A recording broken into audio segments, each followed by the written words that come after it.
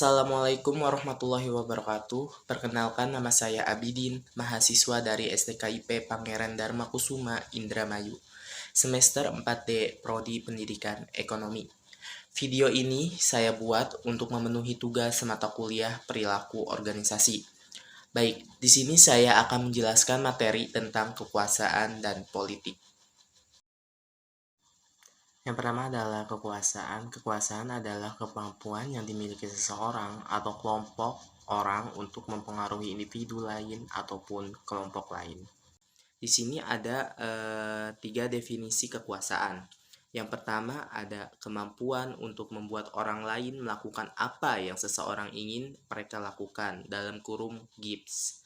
Terus yang kedua ada kapasitas yang dimiliki A untuk mempengaruhi perilaku B, sehingga si B bertindak sesuai dengan keinginan si A, dalam kurung Robs. Terus yang terakhir, si A memiliki kekuasaan terhadap si B apabila si B memiliki ketergantungan terhadap A.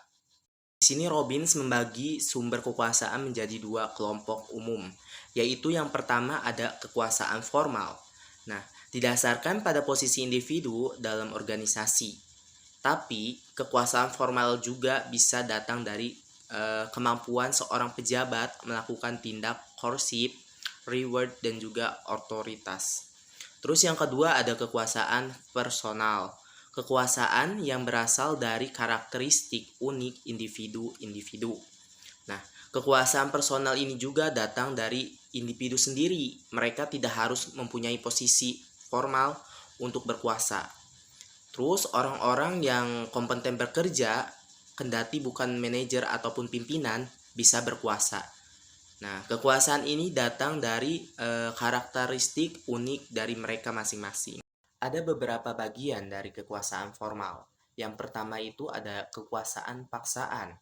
Adalah kekuasaan yang didasarkan pada rasa takut. Nah, orang yang bereaksi pada kekuasaan ini dengan rasa takut akan dampaknya. Contoh, A atas B terjadi jika A bisa menghilangkan atau menunda atau juga mendemosi B berdasarkan anggapan A atas kinerja B.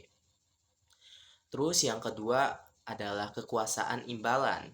Keputusan tercapai berdasarkan kemampuan membagi imbalan yang berguna bagi orang lain.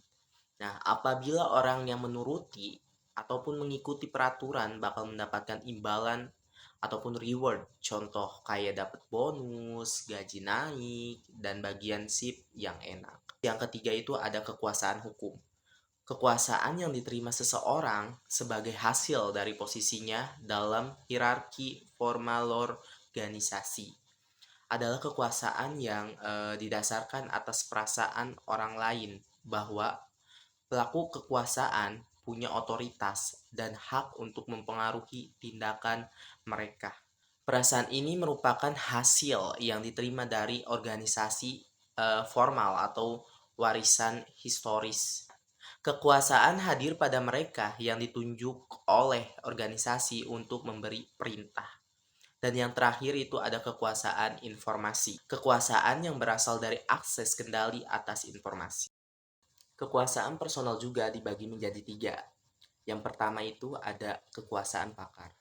Pengaruh berdasarkan keterampilan atau keahlian khusus adalah pengaruh yang dimiliki sebagai akibat dari kepakaran atau keahlian.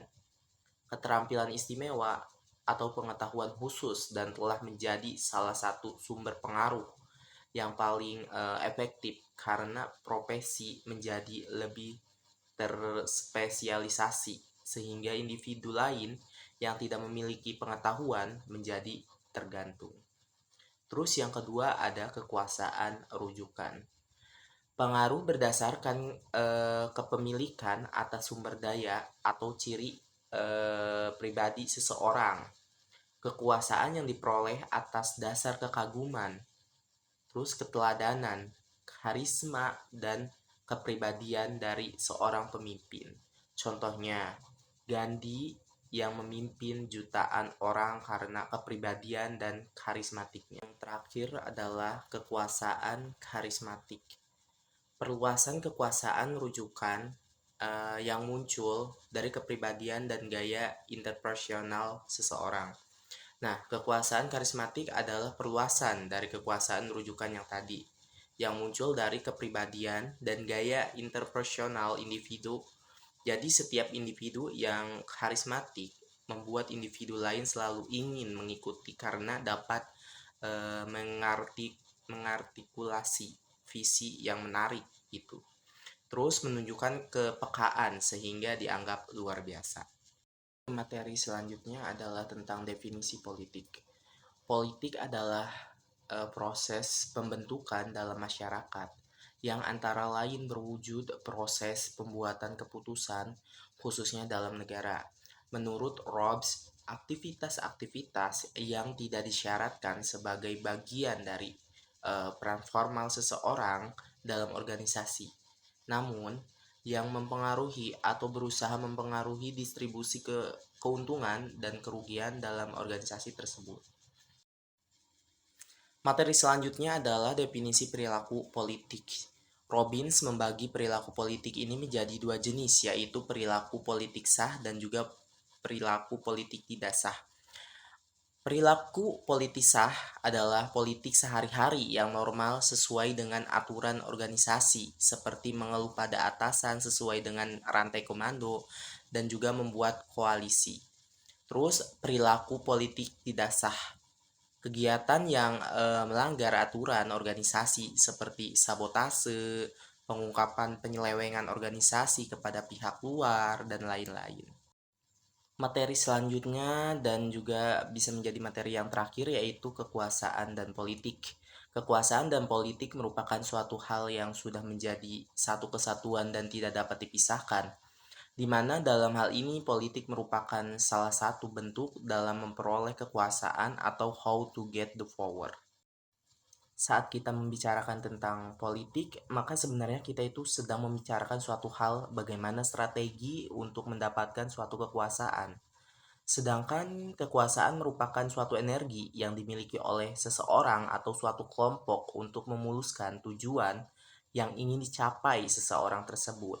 Kekuasaan dalam politik artinya adalah menghimpun dan menempatkan suatu energi di setiap orang dalam kelompok yang gunanya memperoleh kekuatan untuk memuluskan dan mencapai tujuan yang hendak dicapai.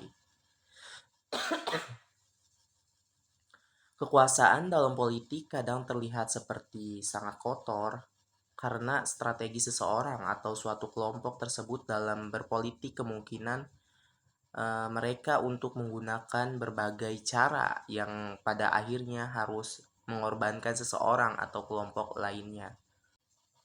Akan tetapi karena sifat dan kekuasaannya tersebut supaya dapat bermanfaat harus ditetapkan pada ruang lingkup, arah dan batas-batasnya.